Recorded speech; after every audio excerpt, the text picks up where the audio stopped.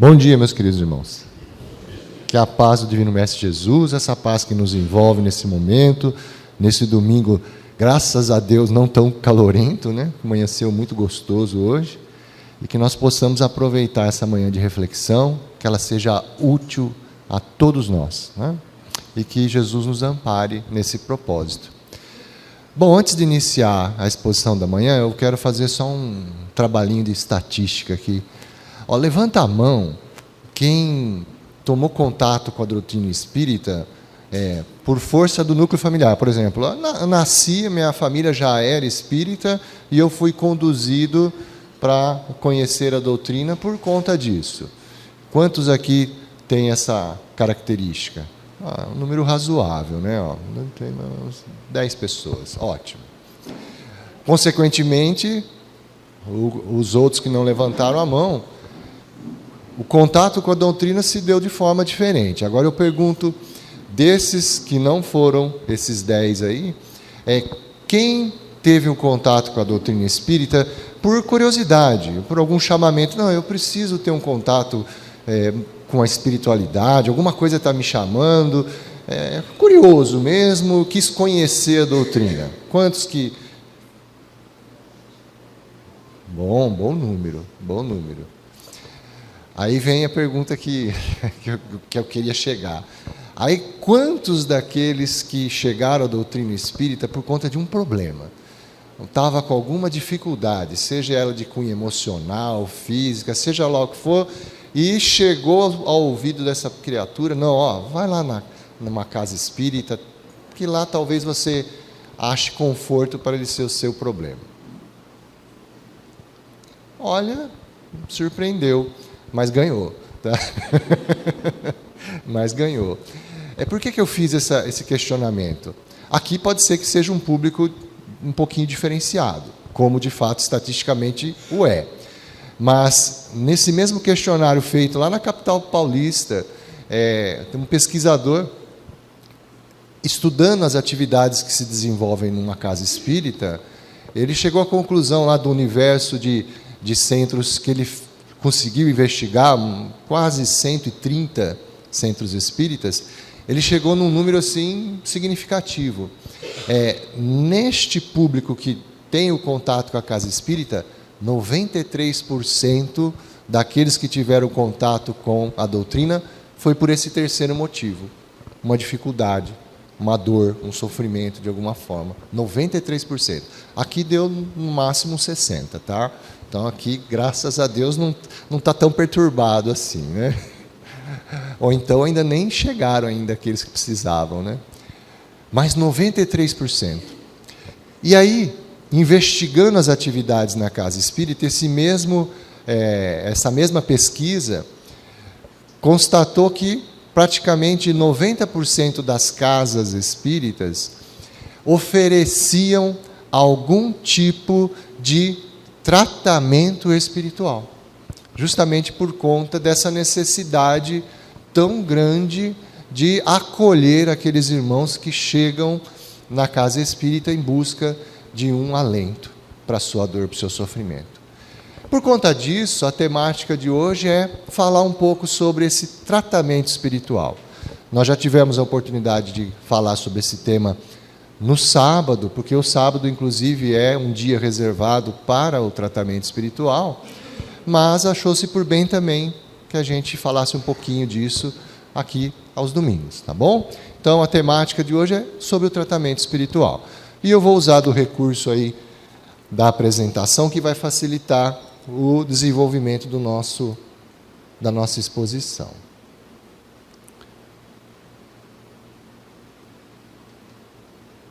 Nos testes funcionou tudo com o apontador, tudo, né? Agora, na hora da prática, né, que a gente vê. Bom, tratamento espiritual. Então, já justifiquei o motivo do tema. Agora, nós vamos investigar a justificativa do tratamento em si. Por que ele tem validade, né?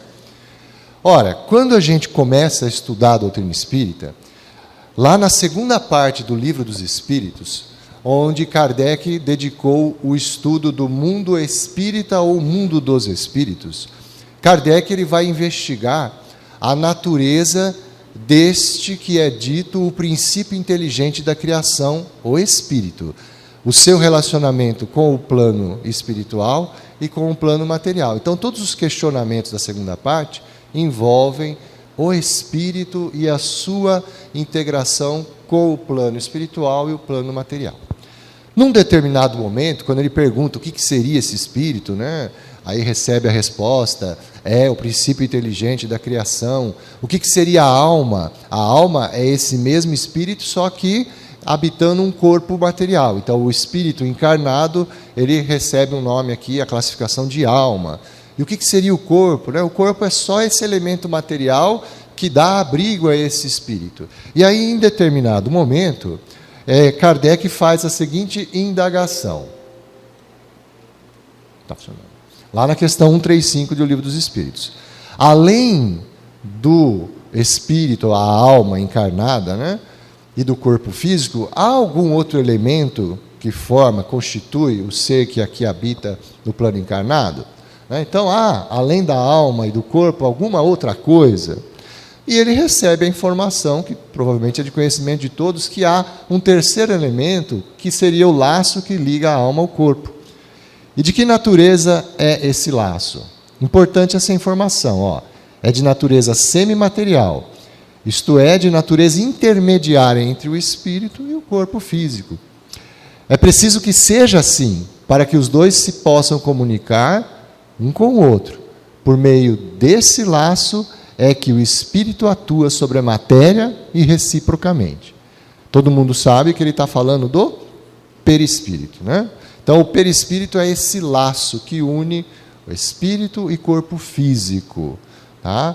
E olha, é importante, ele tem uma natureza bem assim específica. Ele é semimaterial e tem que ser dessa forma para que se estabeleça o vínculo, a união entre espírito, que é 100% não matéria, e o corpo físico, que é 100% matéria. Então, ele tem que ter, vamos dizer assim, indícios dessas duas naturezas, por isso que classificou-se como semimaterial, para que as impressões que há no espírito refletir no corpo e do corpo também impressionar de alguma forma o espírito. Então, o perispírito, o papel dele é fazer essa união entre esses dois elementos. E por conta disso, então, Kardec, lá no seu comentário a essa mesma questão, como a sua didática por excelência, ele faz, então, essa composição tríade. O ser humano é essa tríade, esses três elementos.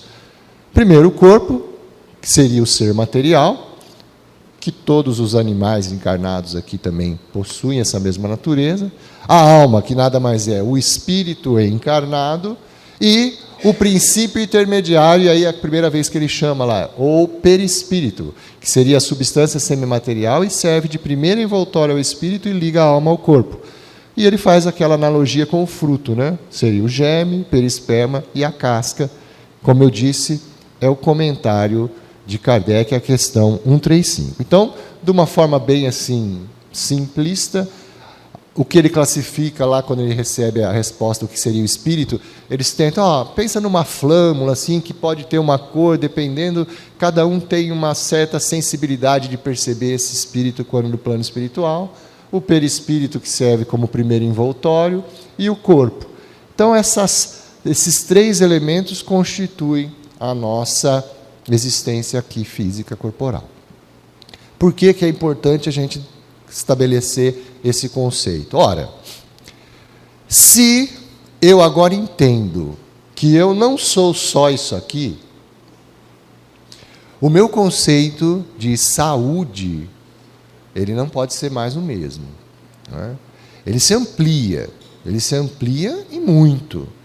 Porque se eu não sou só isso aqui, não é só isso aqui que vai refletir o meu estado íntegro de saúde. Eu preciso ter a concepção do homem integral, ter essa visão holística desses três elementos. A saúde integral, completa, só vai fazer sentido agora se houver a harmonia entre esses três elementos. Então, se eu estou com alguma dificuldade, né? O que se costuma chamar, estou com uma doença, pode ser ela mental, física, seja lá o que for, eu não posso mais agora falar, não, eu estou com um problema, uma dor aqui nessa região, no peito, seja lá onde for, vamos lá investigar o corpo físico, é um probleminha lá, um remedinho, dá conta do recado, está tudo resolvido? Sim, temos que fazer essa investigação. Mas e se não funciona? É porque, muito provavelmente, não estamos atentos a esses outros dois elementos aqui, né? Então, a visão de saúde integral muda radicalmente, tá bom? Bom, e se ela muda radicalmente, e a lei do progresso se faz presente, o profissional da saúde, mesmo ele não tendo, às vezes, esse conhecimento que a doutrina espírita, de uma forma bem científica, desenvolve em toda a obra da codificação, ele vai se sensibilizando de alguma forma, seja até mesmo pelo seu contato com a doutrina espírita, ou o seu contato com outras filosofias, doutrinas que mexem com essa questão espiritual, né? Então, a concepção moderna, ela acaba também se alterando desses profissionais da saúde, que começam a enxergar o ser nessa forma completa. E isso faz com que a nossa maneira de abordar o indivíduo se altere completamente. E aí isso vale não só para o profissional da saúde, mas com todo tipo de relacionamento, com todos os tipos de profissões. Porque eu também, por exemplo, na minha profissão, quando lido com um cidadão, eu não enxergo ele só como um sujeito de direitos e obrigações. Não. Eu consigo entender que, atrás daquele indivíduo que chega lá para resolver algum problema, uma situação lá de direito que está difícil, eu não vou enxergar ele simplesmente, é um corpo que está com uma dificuldade e aplica um algoritmo lá, ele tem direito a isso, aquilo, acabou. Não. Eu tenho que ter uma visão holística dele. Falar, olha, por que está acontecendo isso com ele, será? Qual a dificuldade que está por trás disso? E o que eu posso, de certa forma, não só tentar resolver o problema dele, mas também tentar entender por que ele está passando por isso e como que eu posso ajudá-lo a ter força, compreensão daquela situação e ele aproveitar melhor aquela dificuldade para aprendizado. Então, isso vale para tudo. E não é diferente também para a questão da saúde, né? Bom, e como eu disse, como isso altera a visão do profissional da saúde, não por acaso, certo dia eu estava lá lendo os meus livros lá, e eu me adaptei muito bem, graças a Deus, ao formato digital de leitura. Então eu assino uma plataforma lá que me dá direito a acessar uma biblioteca imensa, né? E eu me adaptei bem. Então, à medida que você vai lendo nesse dispositivo eletrônico, essa plataforma ela te sugere literaturas cujos temas se assemelham àquele que você tem o hábito de ler, né? Então, ela faz indicações. E num determinado dia lá, quando eu abro o dispositivo para fazer a leitura, surge lá uma indicação de uma obra que, num primeiro momento, eu falo, por que será que ele me indicou isso aqui? Eu não costumo fazer esse tipo de leitura, porque o título da obra era Ervas Medicinais de A a Z. Eu não costumo ficar vendo nada sobre isso, né? Aí eu vi lá, deixa eu ver quem que é esse autor aqui. Chamava David Hoffman.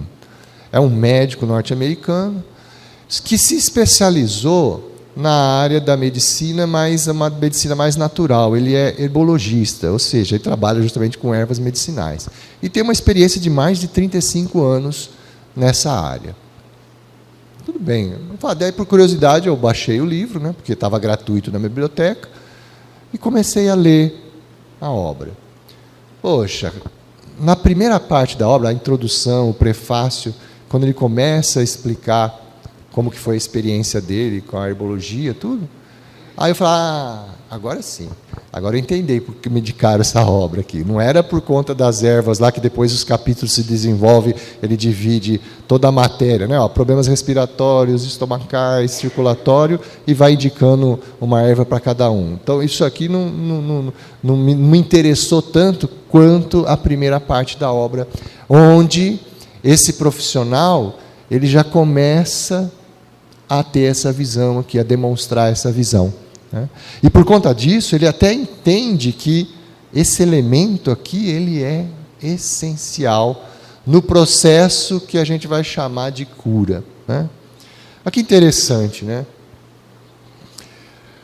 Esse item aqui é importante para justificar o que esse médico, inclusive, fala na obra. Esses 3 elementos que nós apresentamos aqui, lá em A Gênese, uma obra da codificação, no seu capítulo 11, item 18, é o parágrafo aí que mostra, de forma assim inequívoca, como que é essa integração íntima entre esses 3 elementos.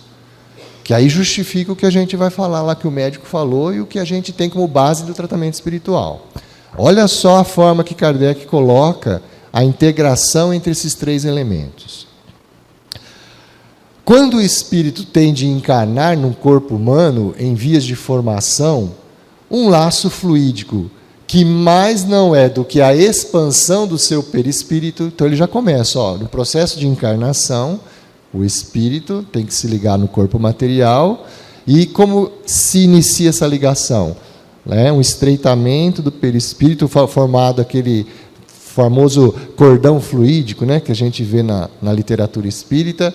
Ele se une, de uma forma, uma força muito grande. Ele se liga ao germe que o atrai por uma força irresistível desde o momento da concepção. Então, quando há concepção, a união automática por uma força irresistível do perispírito com o gameta que se forma na concepção. E aí como que se dá o processo? À medida que vai desenvolvendo o germe lá, esse laço se encurta, então vai atraindo o espírito, e sob a influência do princípio vito-material do germe, o perispírito, que possui certas propriedades da matéria, lá, semimaterial, lembra?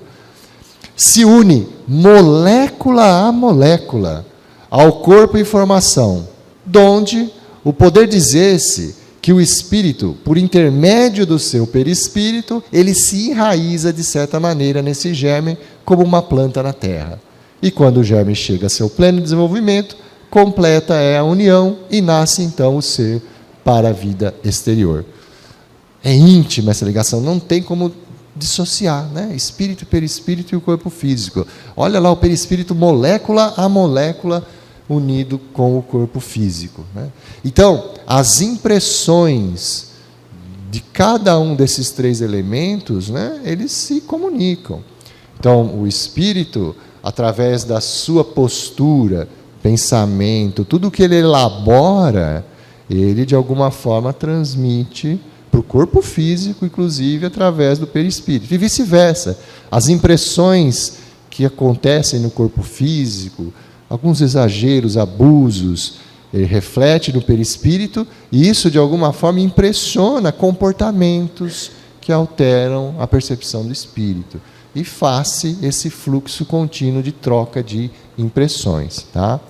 E tendo essa visão, então, eu retomo lá para o autor que eu acabei de falar.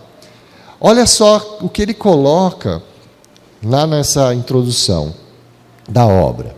Quando ele fala do processo de cura, entendendo aquela natureza, espírito, e ele não fala em nenhum momento disso, ele usa outros termos, uns termos mais assim, relacionados com a concepção que ele tem de existência lá. Na verdade, é a própria pessoa doente que cura a si mesma. Ela pode procurar até a ajuda dos especialistas, sejam eles alopatas, herboristas, psicoterapeutas, curandeiros, seja lá o que for, Mas a responsabilidade pela cura cabe única e exclusivamente à pessoa que quer se curar. A cura vem de dentro, do fato de assumirmos na realidade a vida que flui dentro de nós. Falei, esse médico ele deve ter lido já Emmanuel, algumas outras coisas lá, eu não duvido muito não, tá? Porque esse tipo de colocação ele é corriqueiro nas obras espíritas, né? Na literatura espírita. Mas olha que concepção interessante, quando ele fala cura de dentro, esse elemento espírito que a gente verificou lá, significa que ele tem um potencial de autocura, de impressionar o perispírito e o corpo físico para a retomada de um equilíbrio que foi desfeito em algum momento, né?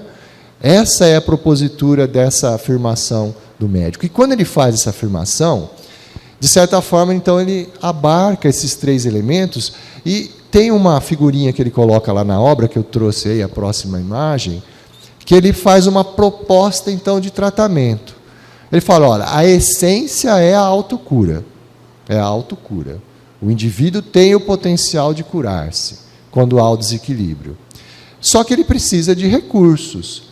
E esses recursos ele divide em 4 formas, né? Que a gente vai ver essa imagem aqui, ó.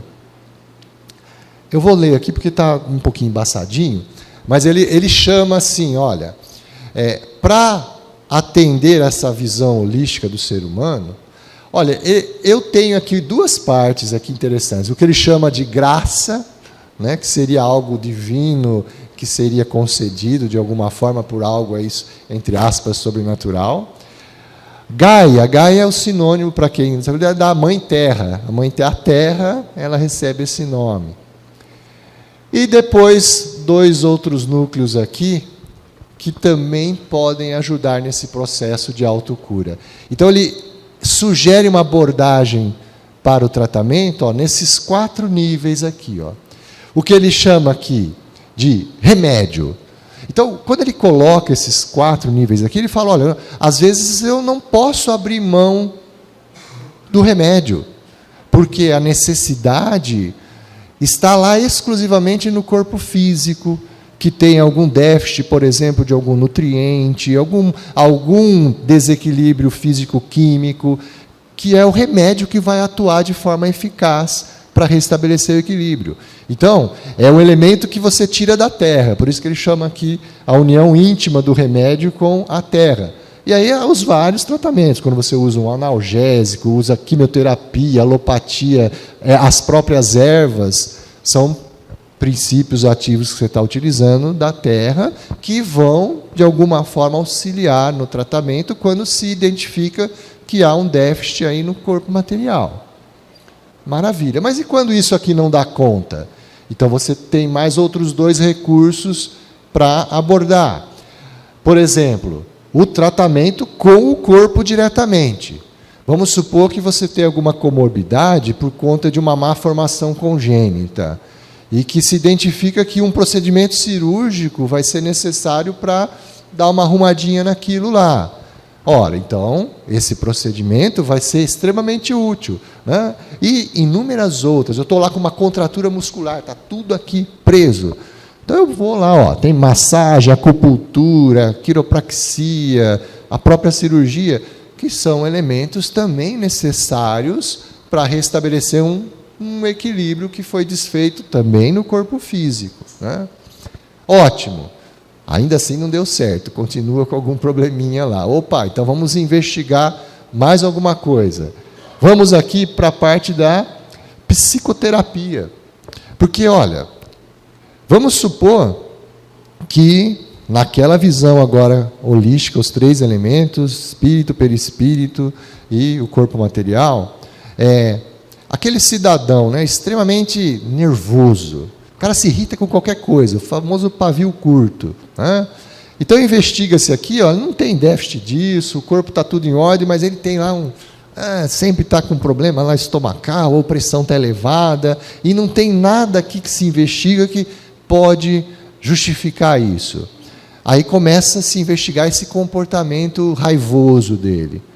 Fala, olha, tudo está indicando que é justamente essa sua postura de ser extremamente pavio curto, raivoso, está causando, lembra, ó, pensamento, perispírito, influenciado por esse pensamento, ele é semimaterial, impressiona perispírito, que pode repercutir no corpo físico.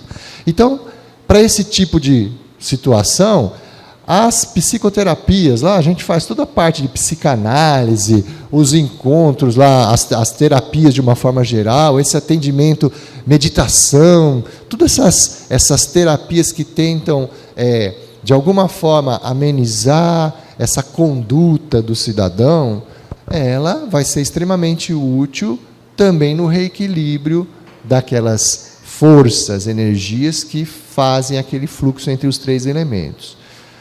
Mesmo assim não está funcionando, né? Não está funcionando. Então vamos para um degrau acima.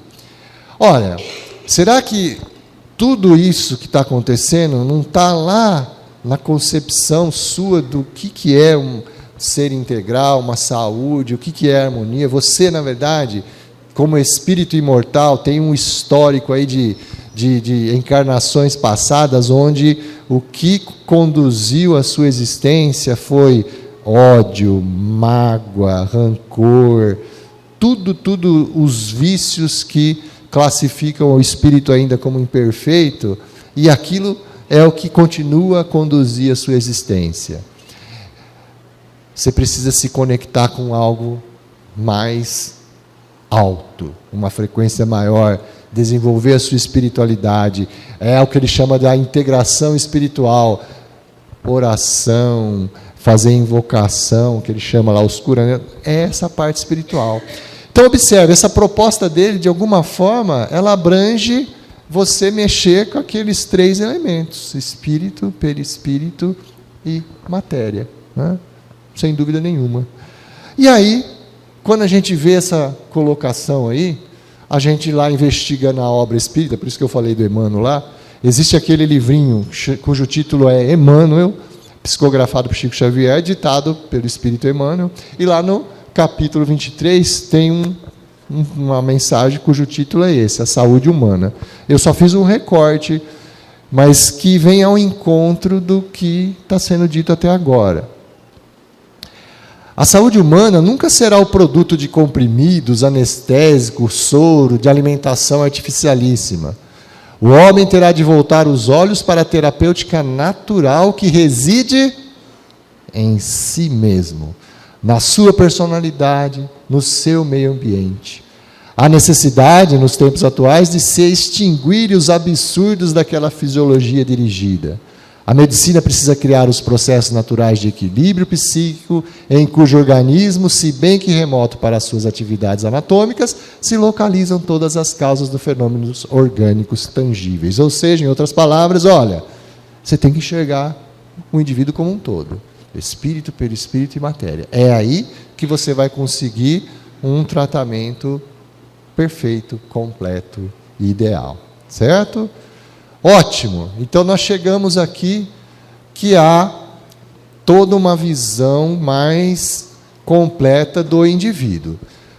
O tratamento espiritual que é realizado aqui na Casa Espírita, em outras casas espíritas, como eu disse no começo da exposição, em 90% lá das casas espíritas que foi objeto de estudo lá em São Paulo, como é então que o tratamento espiritual desenvolvido na Casa Espírita pode colaborar com essa completude do homem? Aonde é que vai atuar o tratamento desenvolvido na Casa Espírita e como que é feito esse processo?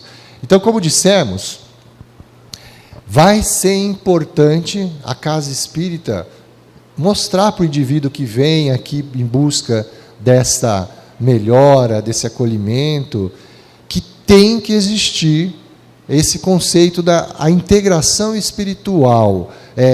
Não consegue-se desvencilhar a condição, o estado de saúde do indivíduo da sua natureza espiritual. Não dá, é impossível. E quanto houver desarmonia no espírito, o corpo ele não vai poder gozar da plena saúde. Então, o propósito do tratamento espiritual é abordar essa integração íntima de espírito e, por conta disso, o perispírito faz parte do foco do tratamento, são os dois elementos que a Casa Espírita vai trabalhar, espírito e o perispírito. E a medicina convencional vai ajudar significativamente na parte material também. Tanto é que a própria FEB, a Federação Espírita Brasileira, ela, quando, naquele fascículo que ela tem de orientações ao Centro Espírita, publicado pela Confederação, o Conselho Federativo Nacional, ele coloca a série de atividades que ocorrem na Casa Espírita e ele dá uma sugestão aqui, um conceito de como que é o tratamento espiritual na Casa Espírita. E ele coloca lá, olha, o tratamento espiritual seria o quê? Um conjunto de atividades que visa atender adequadamente as pessoas que buscam e frequentam o Centro Espírita visando obter esclarecimento, orientação, ajuda e assistência espiritual e moral. É a completude, enxergar a completude do indivíduo, mas olha aqui, ó, assistência espiritual e moral. Vamos guardar isso aqui, que é um tópico importante. E no desenvolvimento dessas atividades aqui, olha só que interessante. Ele fala que esse tratamento espiritual, essa área de tratamento espiritual, olha só, abrange as atividades de recepção, atendimento fraterno pelo diálogo, explanação do Evangelho à luz da doutrina espírita, o Evangelho no lar, implementação do Evangelho no lar, irradiação mental, atendimento do passe. Percebam, quantas vezes aqui os irmãos, quando chegam aqui, alguém está fazendo uma abertura aqui, falando sobre o tratamento, fala assim, olha, desde o primeiro momento que vocês adentraram a casa aqui, a espiritualidade já está trabalhando, acolhendo tudo. E de fato é assim que ocorre, por isso ele põe até na recepção, a forma como é abordada a pessoa quando vem à casa espírita, né? Aquela recepção, o acolhimento. Então, em todas as etapas, todos os convívios que há dentro da casa espírita, tem como foco esse tratamento espiritual também. A forma como é desenvolvido o trabalho em cada uma dessas etapas faz parte do tratamento como um todo, né? O tratamento como um todo. Maravilha. Então, esse sendo o foco, o conceito, para exemplificar, dentre essas inúmeras atividades que tem aqui, como nós falamos lá, aquele lá no capítulo 11 da Gênesis, o item 18, que dá aquela íntima ligação entre perispírito, o corpo físico e o espírito, o perispírito molécula por molécula. Eu só selecionei agora essa parte de tudo que há de terapêutica dentro da casa espírita, a questão do atendimento pelo passe. Vamos observar o que fala o espírito André Luiz, numa das obras também psicografada por Francisco Cândido Xavier, a obra chama Mecanismos da Mediunidade, lá no capítulo 22 em particular. Então, tenho em mente essa ligação íntima, espírito, perispírito e corpo físico, e tenho em mente aquilo que tanto aquele médico falou, como Emmanuel também na sua mensagem, do processo de autocura. Com esses dois conceitos, a autocura, a ligação íntima entre perispírito, espírito e corpo material. Vamos pegar esse tópico do atendimento ao passe, que é de conhecimento de todo mundo, como que é a dinâmica, né? Quando adentra-se a câmara de passe, nós temos basicamente esses três personagens: o paciente, o médium passista e, geralmente, os benfeitores espirituais que estão por trás lá coordenando a atividade, né? Então, os três personagens: paciente, médium e os benfeitores espirituais. Então, tendo em mente esses três personagens e aquilo que nós falamos, a autocura, cada um tem esse potencial, e a ligação íntima, vamos verificar as observações que são feitas lá no capítulo 22 do livro Mecanismos da Mediunidade. Olha lá o comentário sobre o mecanismo do passe que é feito na obra. Olha lá, quem é que efetivamente cura, né? Lembrando a dinâmica do passe. Ao toque da energia emanante do passe, com a supervisão dos benfeitores espirituais desencarnados, o próprio enfermo, na pauta da confiança e do merecimento de que dá testemunho, emite ondas mentais características, assimilando os recursos vitais que recebe, retendo-os na própria constituição fisiopsicossomática através das várias funções do sangue. O processo de socorro pelo passe é tanto mais eficiente quanto mais intensa se faça a adesão daquele que lhe recolhe os benefícios. De vez que a vontade do paciente, erguida ao limite máximo da aceitação, determina sobre si mesmo mais elevados potenciais de cura. E nesse estado de ambientação, ao influxo dos passes recebidos, as oscilações mentais do enfermo se condensam mecanicamente na direção do trabalho restaurativo, passando a sugeri-lo às entidades celulares do veículo em que se expressam.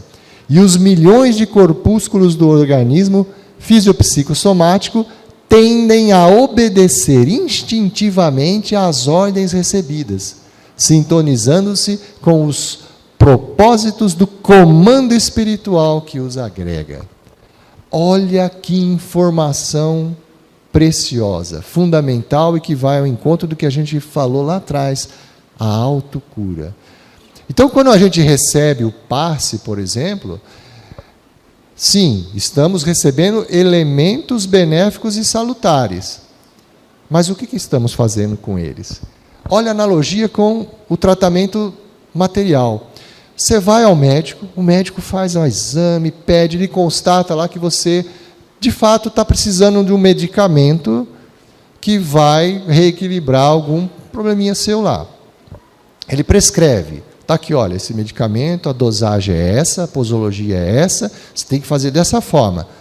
Quando você for consumir, você não pode beber álcool, você tem um horário certo, tal. Então, ele te forneceu os elementos. Aí você recebe esse medicamento com todas as orientações e você não faz nada com isso. Toma tudo errado, muda as doses por conta própria, vai lá, você está tomando uma caipirinha, aproveitar, joga o remédio, toma junto. E aí? Mutatis mutandis, de forma equivalente, ao influxo dos passes recebidos. Você recebe o fluido benéfico e salutar, mas você está pensando em qualquer coisa, menos que aquele remédio que tem um uso apropriado, vai fazer o bem para você. E olha lá, ó, quem conduz esse fluido benéfico e salutar é você, é a sua parte da autocura, é você. O comando mental que ele dá, olha, eu estou recebendo esse fluido benéfico e salutar, eu sei que eu estou com uma dificuldade, por exemplo, aqui estomacal, eu vou fazer o quê? Utilizar desse recurso para enviar comandos para as células, para que elas atuem no sistema, regenerando de tal e tal forma. Faça essa parte você, que é a mesma coisa de tomar o medicamento na hora certa, na dosagem certa, da forma como o médico prescreveu. É exatamente a mesma coisa. Não vem aqui, entra na sala de passe, pensando no jogo que vai ser daqui a pouco, que vai... A parte, ninguém cura o outro. Os irmãos que estão aqui, sejam os médicos lá fora, os passistas, os médicos, eles te fornecem recursos. Depende de você o que você vai fazer com esses recursos. Está bem claro isso aqui e não se contradiz com o que a medicina convencional também prescreve. O que você está fazendo com isso? E aí, ora, não podia deixar de ser, né? Então, quem cura, né? Quando a gente vai lá no Evangelho, né? Cristo, de alguma forma, já falou isso inúmeras vezes. Obviamente que, à época dele, ele não ia entrar nesses detalhes de espírito, perispírito, corpo, mas na sutileza do Cristo, na sua sabedoria, ele provocava o indivíduo, mostrando que dependia dele a sua melhora. A sua cura, seja no âmbito moral, no âmbito físico, seja lá qual for. Ele, e a Ele somente, cabe a responsabilidade. Lembra lá, recortei só algumas passagens dos evangelhos, né? Essa frase aqui, quando que ele falou essa frase? E Jesus, voltando-se e havendo, disse: tem ânimo, filha, a tua fé te salvou. Imediatamente a mulher ficou sã. O diálogo final entre ele e aquela mulher do fluxo de sangue por mais de 12 anos, que só encostou na vestimenta do Cristo e já se apercebeu que o fluxo havia parado, né? Jesus disse a ela: olha, a tua fé, ela se movimentou, fez a parte dela, foi atrás, buscou. Porque lembra do episódio, ela já havia lá na historinha do Evangelho, ela já havia buscado inúmeros recursos. Acabou com a fortuna que ela tinha, inclusive, né? E ninguém deu conta de resolver o problema dela. E ela foi atrás buscando o quê? De certa forma, entender o que estava acontecendo com ela no âmbito desses 3 elementos aí, mesmo ela desconhecendo. E ela chegou naquela etapa, né? Olha, agora tem que apelar para algo divino mesmo. Está faltando essa conexão com algo mais. E, ao ter o contato com Cristo, então, de forma metafórica, Jesus diz para ela, adverte: olha, foi a tua fé, esse teu trabalho intenso em cuidar de você e buscar algo mais, foi isso que te curou. Eu simplesmente fui o exaurimento de todo esse processo. E não foi diferente com outros episódios, né? Quando ele também lá, no encontro com aquela mãe que tinha uma filha doente, também perseguia, ia atrás de Jesus para todo quanto é canto, e numa das peregrinações do Cristo, vindo de Jerusalém a Sidom, no meio da multidão lá, essa mulher consegue chegar até o Cristo. Há até um diálogo interessante, né? Por que eu daria algo aos cachorrinhos? E ela fala, né? Olha, até os cachorrinhos recebem as migalhas que caem, né, das mesas das pessoas. E Jesus, você entendeu, né? Efetivamente, e diz para ela: mulher, grande a tua fé, seja isso feito para contigo como tu desejas. E desde aquela hora, a sua filha ficou sã. A fé, um trabalho, entendendo o todo, é que fez a diferença. Foi ela, a autocura. Da mesma forma, naquele encontro com o cego, Bartimeu, que mendigava nas ruas, encontrou Jesus e, questionado pelo Cristo que ele queria: eu quero voltar a enxergar. Você entendeu o processo todo? Está aí, com você também, a tua fé te salvou. E o caso lá dos 10 leprosos, do centurião que pede em favor do seu servo, e inúmeras outras passagens em que Jesus mostra o trabalho do indivíduo que resulta no sucesso, na sua harmonia, de uma forma geral, né? Bom, e aí eu chego num ponto que, se eu tiver que falar para vocês, o que vocês têm que guardar de tudo isso, então antes que vocês leiam aqui, volta para cá, é o seguinte: nós vimos aquelas 4 ramificações, o processo de autocura, que eu tenho sim que buscar, seja na medicina convencional, tratamentos alternativos, mas principalmente aqui no âmbito do tratamento espiritual. Nós estamos falando de mudança de conduta do indivíduo. E se eu fizer tudo isso, e mesmo assim não obtive resultado? O que está acontecendo? Faltou algum elemento lá? E aí eu falei, poxa, eu queria buscar isso, de explicar de uma forma assim, bem assim, objetiva e clara. E qual não foi a minha surpresa? Continuando lendo aquele mesmo livro, daquele mesmo médico, mais adiante na introdução, eu vi esse parágrafo dele aqui, eu falei, meu Deus, era exatamente isso que eu queria dizer numa conclusão assim, sobre a dinâmica do tratamento espiritual. Como lidar com um distúrbio, seja ele de aspecto físico, mental, quer chamar de doença, desequilíbrio, chama do que quiser. Como que eu tenho que lidar com isso? E o trabalho na casa espírita, ele é essencial para a compreensão disso que esse médico falou. Então, se vocês tiverem que guardar alguma coisa que eu falei hoje, você esqueceu tudo que eu falei até agora, preste atenção neste comentário do Dr. David Hoffman. Um primeiro passo importante no processo de cura é a eliminação de juízos de valor. Estar doente não é ruim e estar bem não é bom. Isso não significa negar que um seja mais preferível e apropriado, obviamente. Mas a rigidez e a pressão contidas num juízo sobre bem e mal contribui por si só para a doença. Olha só, ele já põe uma dimensão. Como que você encara a doença? É algo bom, é algo ruim? Estar bem fisicamente, mentalmente, o que define estar bem ou não? E aí vem a frase de efeito. Ó. Muitas vezes, a doença pode ser uma oportunidade criada na vida da pessoa para mudar e transformar. E vista desse modo, ela pode ser abordada com menos resistência e desaprovação. Há ocasiões em que o problema é uma oportunidade para usar uma vontade forte e combater a doença. Aquela enfermidade veio para empurrar a pessoa, dar um chacoalhão nela, se movimenta, vai atrás, trabalha, se dedica. Esse era o propósito da doença. Mas às vezes não. Ocasiões que a doença veio para quê? Para manter-se aquietado e em paz com o processo. Às vezes a doença veio para aquietar aquele indivíduo que estava totalmente perturbado, sem rumo, ela veio para aquietar.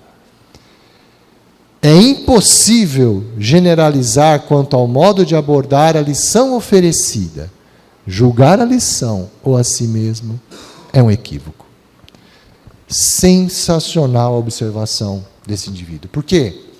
Se a gente passar a enxergar na comorbidade, na doença, que por trás dela há um propósito. Há um propósito. É o famoso, né? Eu deixo de perguntar por quê e começo a perguntar o para quê. Há um propósito. Então, por mais que você tenha ido atrás lá de todas aquelas terapêuticas, você se transformou, inclusive, moralmente, mexeu lá com o espírito. E mesmo assim, você não está percebendo, entre aspas, uma melhora, é porque está faltando para você a compreensão do processo. O que está por trás daquilo? O que você tem a aprender com aquilo? Né? Será que, simplesmente essa doença é um exaurimento, e depois que eu dediquei todos os esforços para melhorar, é um exaurimento de um aprendizado que eu iniciei lá atrás, a ser menos rancoroso, a não guardar mágoa, a perdoar, a ser mais caridoso. O que está por trás, efetivamente, desse processo, desse desequilíbrio? E a hora que, com certeza, eu entendo isso, e aquela virtude que se busca desenvolver por conta desse mecanismo de vida da doença, aí ela não faz mais sentido existir, e aí vem a cura. E isso pode não acontecer numa única existência.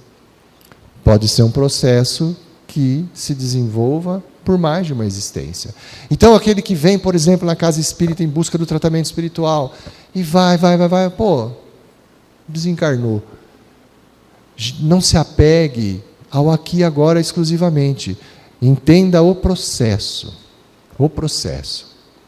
Porque tenha certeza absoluta que mesmo que você não obtenha aquilo que você acha que é a cura, se você começa a entender esse processo, você já está efetivamente com um ganho excepcional, que vai te facilitar bruscamente a cura verdadeira que vem mais adiante, inclusive de uma próxima oportunidade. E aí eu peço licença para colocar aqui até um episódio que eu tenho certeza que a irmã que já não se encontra entre nós aqui, ela me permitiria compartilhar a experiência que teve aqui na casa. Era uma senhora, não vou dizer os nomes, mas ela veio à casa espírita por um daqueles motivos, a dor e o sofrimento, e ela iniciou o trabalho de tratamento espiritual. Ela, acometida de um câncer na garganta, que dificultava inclusive ela de falar tudo, e percebia-se que quando ela adentrava na sala de tratamento espiritual, na conversa do médium, o espírito que estava prestando atendimento, e as reflexões que se faziam com ela, a revolta daquela irmã era absurda. Absurda. Sabe, ela não aceitava a sua condição, não entendia esse processo. Iniciou-se o tratamento, nessa abordagem ampla, porque ela desenvolvia, fora daqui, o tratamento, a quimioterapia, tudo o que se fazia. E aqui trabalhava-se, então, na fluidoterapia, transferindo aqueles fluidos benéficos, atuar mais no perispírito, e nos diálogos fraternos, no processo da evangelização, ouvir as preleções que precedem o tratamento mais direcionado, e foi se estendendo. A ponto de que, passado alguns meses, debilitada, não se percebia uma melhora no corpo físico, mas ela entrava na sala sorrindo. O diálogo que antes era de revolta, não era mais de revolta. Estou levando, está indo, estou bem. Estava bem aqui, né? Indo. E eu me recordo que numa das abordagens do médium que a atendia, o espírito disse a ela: olha, vamos fazer o seguinte, né, para tentar motivar a mudança de hábito, pensamento. Faz o seguinte, olha, viva hoje como se fosse o último dia da sua permanência aqui no plano terreno. Né? O que você queria levar de experiência? Ou melhor, o que você queria deixar aqui? Você queria deixar um sorriso ou uma revolta? O que você pensa nisso? Se hoje fosse o último dia, alguém olhasse para mim, que imagem que levaria de mim? De uma pessoa rancorosa, revoltada, ou de uma pessoa alegre, feliz, não obstante o meu estado? Faça isso. E por mais algum tempo, foi. Até no momento que ela não apareceu mais no tratamento e nós recebemos a notícia que ela havia desencarnado. Pô, não deu certo. O tratamento falhou. Não deu certo, né? Passado algum tempo, e aí a gente se emociona.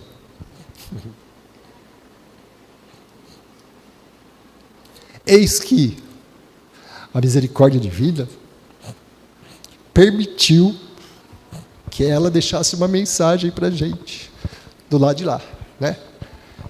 Ela veio pedir para agradecer, né, o tratamento, e fez uma troca de orientação, né? Quando o Espírito falou para ela: viva como se fosse o último dia aqui. Ela agradeceu a acolhida que ela teve, o tratamento que ela teve, e pediu para dar uma mensagem: olha, hoje, graças aos esclarecimentos que eu tive aí, eu já não vivo mais como sendo o meu último dia, e sim como o primeiro dia da minha existência, todo dia, com a oportunidade de mudar, né? Então, isso é a cura. Isso é a cura, né? Então, apegar-se a resultados exclusivamente materiais limita muito a abordagem do tratamento espiritual. Limita muito, né? Bom, e como a gente não pode deixar de encerrar o assunto sem colocar as questões assim, que são importantes serem ditas, no âmbito do tratamento, que nós falamos lá, desde a recepção, do passe, tudo isso aqui, se a gente pudesse eleger para o âmbito do tratamento espiritual, qual seria a parte, vamos dizer, de todas aquelas etapas que mais influenciam no sucesso do tratamento espiritual, qual seria? É aquilo que a gente costuma dizer da evangelioterapia, né? Aquele momento em que há alguém responsável aqui para tratar de algum tópico, fazer alguma reflexão do Evangelho, e o público está prestando atenção nisso. Essa evangelioterapia, por que ela é tão importante e, na nossa concepção, é a mais importante do tratamento espiritual. Aí eu também vou plagiar, né? Vocês vão naquela obra Renúncia, quem não leu, é uma dos romances de Emmanuel, ditados por Franciscano Xavier. Existe um benfeitor espiritual lá, Alcione, que quando ela está lá numa reunião com a família Davenport, e ele é questionada como que ela estudava o Evangelho, ela fala como que ela aprendeu lá com o padre Damiano, a mãe das encarnações de Emmanuel, o que entendia ser o Evangelho. A proposta da evangelioterapia é fazer o que com a gente? Por que a gente ouve as lições do Evangelho e o que ela vai repercutir nesse tratamento espiritual, na mudança do espírito? Olha, a gente tem que ter essa concepção do Evangelho. O Evangelho, em sua expressão total, é um vasto caminho ascensional, cujo fim não poderemos atingir legitimamente sem o conhecimento e aplicação de todos os detalhes. Muitos estudiosos presumem haver alcançado o termo da lição do Mestre com uma simples leitura vagamente raciocinada. Isso, contudo, é um erro grave. A mensagem do Cristo precisa ser conhecida, meditada, sentida e vivida. Essa é a proposta. Quando estamos aqui e recebemos a lição do Evangelho, cumprir essas 4 etapas.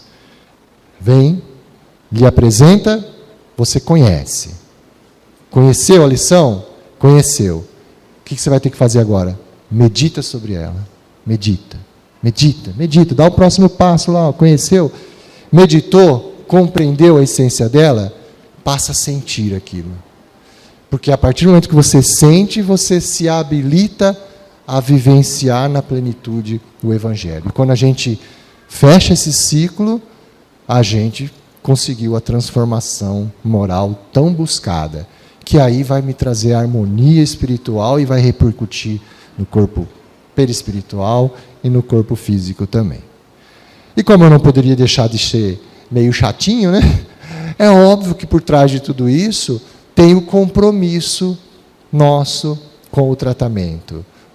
Assim como falamos da dedicação a respeitar a prescrição médica, então óbvio que existem as recomendações, né? Assim como nós no tratamento material temos que ser assíduos às consultas, ao uso do medicamento, aqui também, na casa espírita, quando se propõe a fazer o tratamento espiritual, ter essa assiduidade, não achar que, vou a hora que dá, que quer, não, é uma dedicação, é o trabalho, é a sua movimentação, é a tua fé que te salva. Não é o outro que vai te salvar, então você tem que fazer a sua parte. E aí, óbvio, tem essa questão da entrega, não basta vir aqui e não estar aqui. Você tem que vir aqui, estar aqui e se entregar. E quando nesse elemento entrega, por isso que às vezes aqui os dirigentes, nas conversas, às vezes são repetitivos, porque temos que ser, é o processo de repetição que traz também o aprendizado. Né? Por que às vezes a gente é chato, fala, olha, celular, a roupa, é a questão simples. Se você está aqui, o foco é essa transformação moral, é o aprendizado, a meditação do Evangelho, a sua transformação. Não faz sentido eu me expor a outros elementos que vão me fazer tirar o foco disso. Então, se eu estou lá com o celular, estou lá esperando alguém mandar uma mensagem, eu quero ver as notícias do dia, eu quero lá, perder o foco. Vestimenta. Não é questão, você é quadrado, você é conservador. Não. Quer queira que não, se eu tivesse aqui de um smoking lá, que nem pinguim, uma cartola aqui, em determinados momentos vocês iam estar prestando atenção só nisso. Da mesma forma, se eu tivesse só de sunga, ia ser o mesmo problema. Então, não é uma fato, não, é perder o foco. É isso que faz parte da entrega. Então, é isso que se pede. Tá bom? E, sem dúvida nenhuma, encerramos, então, com essa lembrança de Tiago, na sua segunda carta, lá no versículo 17, na sua carta, no capítulo 2, versículo 17. Quando Jesus fala, a tua fé te salvou, não é o crer por crer. É aquela fé trabalhada. É todo esse processo, entender a nossa existência como essa tríade e como eu trabalho para melhorar, estabelecer equilíbrio em todos esses 3 elementos. E a questão espiritual, eu ter essa certeza em Cristo, nos seus ensinamentos, e, acima de tudo, vivenciar o Evangelho, isso que é a fé posta a obra, trabalhar. E com certeza a fé que se trabalha não é morta e traz os bons frutos. Espero de alguma forma ter colaborado para com os irmãos na compreensão do que é um tratamento espiritual, o que ele pede de nós, e que a espiritualidade está, sem dúvida nenhuma, sempre disposta a nos oferecer o recurso. Cabe a cada um de nós, no trabalho dessa fé, escolher o que fazemos com os recursos que nos são dados. Assim como Jesus também alertou: o que fazes dos talentos que te forem confiados, né? E aí a gente consegue abordar isso em amplos aspectos da nossa vida. Que Jesus abençoe a todos, fiquem em paz, um excelente domingo e prestem atenção, aquilo que a gente falou, vocês estão aqui agora, aqueles que vão adentrar a Câmara de Paz, permaneçam nessa sensibilização do Evangelho, em oração, evite as conversas não edificantes e mantenham sempre esse propósito de vocês buscarem a cura, o reequilíbrio de cada um. Muito obrigado pela atenção. Fiquem em paz.